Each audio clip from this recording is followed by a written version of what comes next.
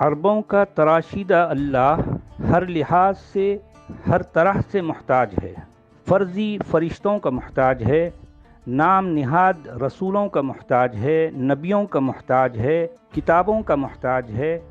اپنی عربی کتاب کو نان عرب تک پہنچانے کے لیے مترجمین کا محتاج ہے، مفسرین کا محتاج ہے، بھانت بھانت کے ٹرانسلیٹرز کا محتاج ہے، جبکہ شیطان، عربوں کا تراشیدہ شیطان، ہر طرح سے بے نیاز ہے، وحدہ لا شریک ہے، وہ کسی کا بھی محتاج نہیں، سارے کام وہ اکیلا خود کر سکتا ہے، ہر انسان تک اس کو بھٹکانے کے لیے وہ خود سارے کام خود کرتا ہے، جبکہ اللہ جو ہے بیچارہ اتنا محتاج ہے کہ بس بڑا ترس آتا ہے اس محتاج اللہ پر۔ یہ جو آپ نے سنا، یہ انڈیا کے ایک ملحد مرتد سچوالا کے نام سے یوٹیوب چینل بھی چلاتا ہے، خود کو عربی داں اور قرآن کریم کا بہت بڑا ماہر سمجھتا ہے، جبکہ حال یہ ہے کہ جب مفتی یاسر ندیم الواجدی صاحب کا ان سے مناظرہ ہوا، مناظرے میں انہوں نے ایک عربی پیراگراف کا ترجمہ کرنے کو کہا، تو ترجمے میں یہ پھر کہنے لگے میں تو طفل مکتب ہوں، آپ حضرات کے سامنے تو میری کوئی حیثیت نہیں ہے۔ بہرحال انہوں نے ترجمہ کرنے کا اصرار کیا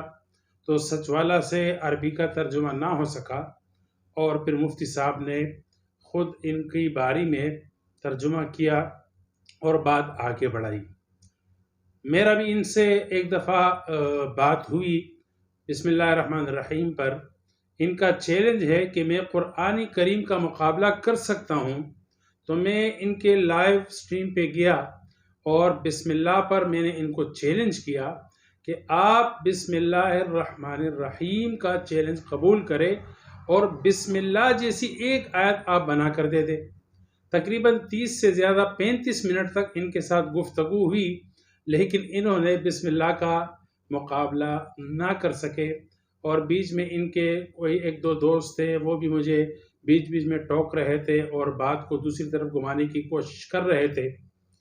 لیکن میں نے بات کو ایک ہی ٹاپک پر رکھنے کی کوشش کی، لیکن بالآخر میرے مائک کو انہوں نے میوٹ کیا اور پھر ان کی عادت کے مطابق جو کچھ سنانا ہوتا ہے سنانے لگے۔ میرے چینل پر آپ وہ دیکھ سکتے ہیں، 35 منٹ کی گفتگو ہے۔ تو بہرحال ابھی آپ نے ان کی آواز میں یہ جو سنا کہ عربی اللہ، یعنی جن کو عربی اللہ کہتے ہیں، وہ محتاج ہے، انبیاء کا محتاج ہے، انبیاء کا فرشتوں کا محتاج ہے، وہ خود کچھ نہیں کر سکتا، جبکہ ابلیس اکیلا پوری دنیا کے انسانوں کو گمراہ کرنے پر قدرت رکھتا ہے، یکتا ہے، وحدہ لا شریک ہے، وغیرہ وغیرہ۔ افسوس یہ ہے کہ ہمارے کھاتے میں، ہمارے نصیب میں ایسے ملحد آئے ہیں کہ جن کی بات سن کر آپ کو، یعنی اگر منطق کہا جائے، اور یہ منطق اگر ارسطو اور سقراط بھی سنتا تو وہ بھی میرے خیال میں مر جاتے اور کہتے کہ ہمیں منطق کی ضرورت نہیں ہے، یہ لوگ منطق کے لیے یہ لوگ کافی ہے۔ اب آپ خود بتائیے گا کہ دنیا میں سب سے جو سپر پاور ملک ہے امریکہ ہے،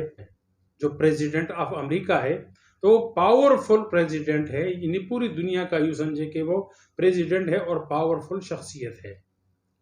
اب آپ بتائیے گا وہ کھانا خود بناتا ہے، تو کیا وہ کھانے میں نوکروں کو محتاج ہے؟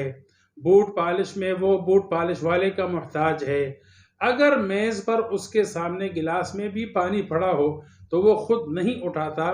نوکر آ کر اس کے ہاتھ میں پانی دیتا ہے۔ تو کیا اس سارے سسٹم کو دیکھ کر یہ کہا جائے گا کہ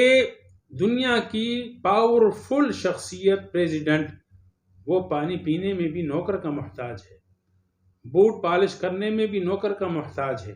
کپڑی استری کرنے میں بھی وہ نوکروں کا محتاج ہے، سفر کرنے میں وہ ڈرائیور کا محتاج ہے، خود گاڑی بھی نہیں چلا سکتا؟ نہیں، بلکہ یہ سارے سسٹم کو دیکھ کر کہ وہ ہاتھ میں گلاس لینے کے لیے ہاتھ بھی نہیں بڑھاتا، اور نوکر اس کو جو ہے نا وہ گلاس تھما دیتا ہے، گاڑی کا دروازہ وہ خود نہیں کھولتا، اس کے لیے الگ نوکر ہے، اور ڈرائیور جو ہے نا اس کو اپنی منزل تک پہنچاتا ہے، یہ سارا سسٹم دیکھ کر ہم اس کے پاورفل ہونے کا یقین کرتے ہیں۔ یہ اس کے پاورفل ہونے کی نشانی ہے، محتاج ہونے کی نشانی نہیں ہے۔ اور میں سچ والا سے پوچھتا ہوں کہ آپ آئیے گا اور اس بات کا ضرور جواب دے کہ کون سے جاہل عربی نے آپ کو کہا کہ ابلیس پوری دنیا کو اکیلے گمراہ کرنے کی طاقت رکھتا ہے؟